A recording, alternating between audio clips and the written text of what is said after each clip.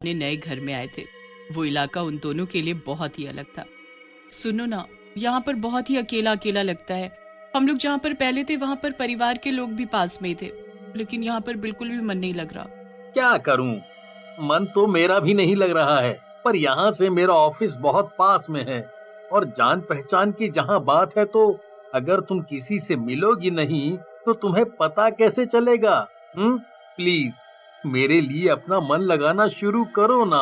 हमें यहाँ पर अभी काफी लंबे टाइम तक रहना है, प्लीज। हाँ, आप ठीक बोल रहे हो, मुझे अपना मन लगाना चाहिए। सोच रही हूँ पड़ोस की औरतों को चाय पर बुलाऊं। जैसा तुम्हारा मन तुम वैसा कर सकती हो। अगर तुम खुश हो जाओगी तो मैं खुद ही खुश हो जाऊंगा।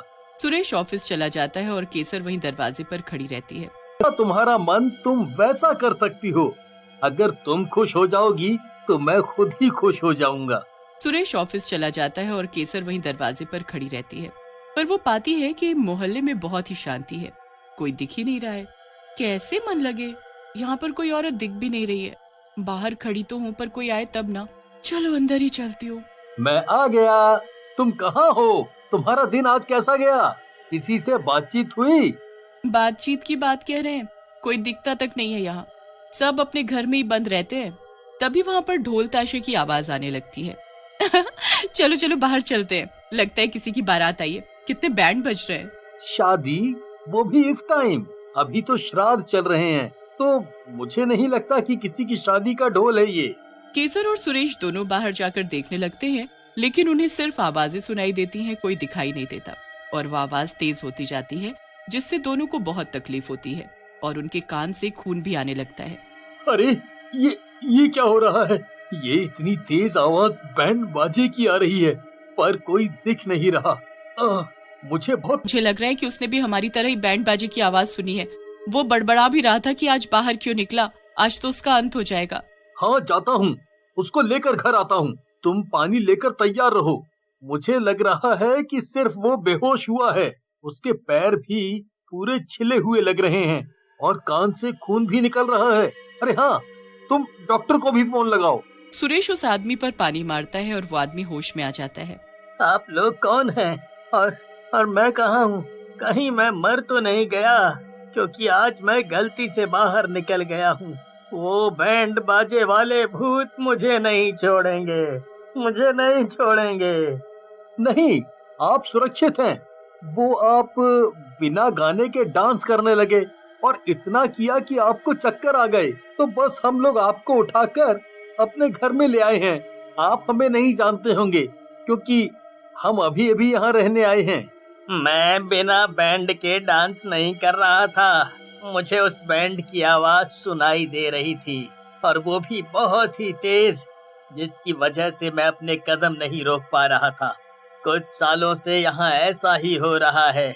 ये मोहल्ला भी बहुत ही खुशनुमा हुआ करता था, लेकिन कुछ सालों से हर 15 दिन बाद ऐसे ही कोई ना कोई इनके ढोल ताशे को सुन नाचते नाचते या तेज आवाज से अपने दिमाग की नसें फटने से मर जाता है।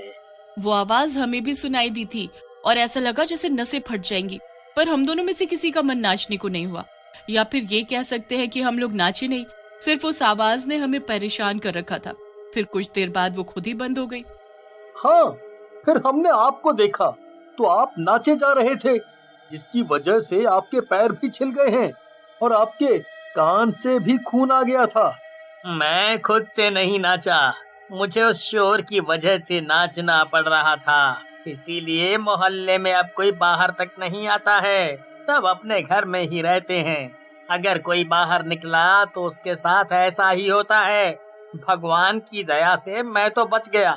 आप लोगों से भी प्रार्थना है, आज के बाद अगर बैंड बाजे की आवाज सुने तो कान बंद कर अपने घर में ही रहिए।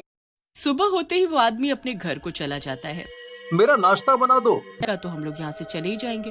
तब तक के लिए आप इसकी टेंशन मत लीजिए। जैसा उस आदमी ने कहा हम लोग वैसा ही करेंगे।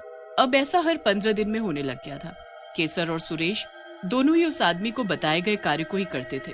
हाँ, फिर आज 15 दिन हो गए। वो फिर आएंगे अपने ढोल ताशे के साथ। पता नहीं दुनिया में कैसे कैसे भूत है। बताओ, बैंड बाजे वाला भूत कहीं सुना होगा? अब तो आदत सी भी हो गई है कि वो लोग आते हैं और हम लोग उसी तरह करते हैं, लेकिन कोई ना कोई मर ही जाता है। तभी ढोल ताशे बजने लगते हैं। नाम लिया और शैतान हाजिर, देखो आ गए। सुरेश और केसर अपने कानों को अच्छी तरह से ढककर बैठ जाते हैं। फिर जब उन्हें आवाज सुननी बंद हो जाती है तो वो अपने कानों पर से कपड़े हटा लेते हैं। तभी अचानक उन्हें एक लड़की की आवाज सुनने को मिलती है। वो चिल्ला रही होती है, आप लोग जो कोई भी है ये बजाना बंद कर दीजिए, मैं बहुत थक गई हूँ और मुझे बहुत शोर भी महसूस हो रहा है, जिससे मेरे सिर में बहुत दर्द हो रहा है, प्लीज ये मत करिए आप लोग। लगता है आज इस लड़की की बारी है।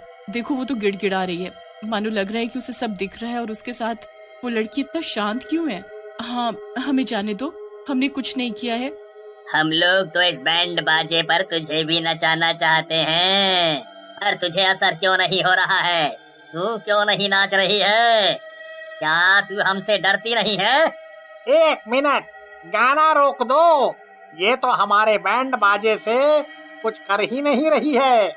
ऐसा लग रहा है जैसे इसको हमसे डर नहीं लगता, पर इसे नचाने के लिए हम क्या बजाते रहते हैं और 3 घंटे लगातार बजाने के बाद वो सब खुद ही थक जाते हैं, पर लड़की पर कोई असर नहीं होता।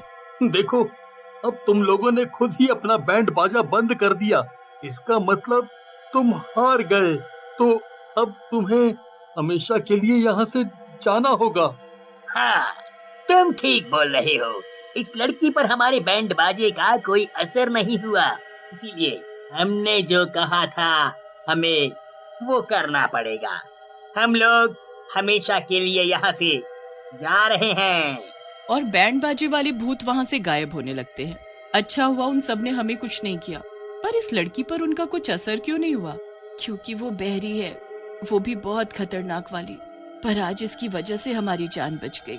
सुरेश और केसर अभी भी वहीं रहते हैं और अब मोहल्ले के सभी लोग एक दूसरे से बातचीत करने लगे हैं। तो सभी अरे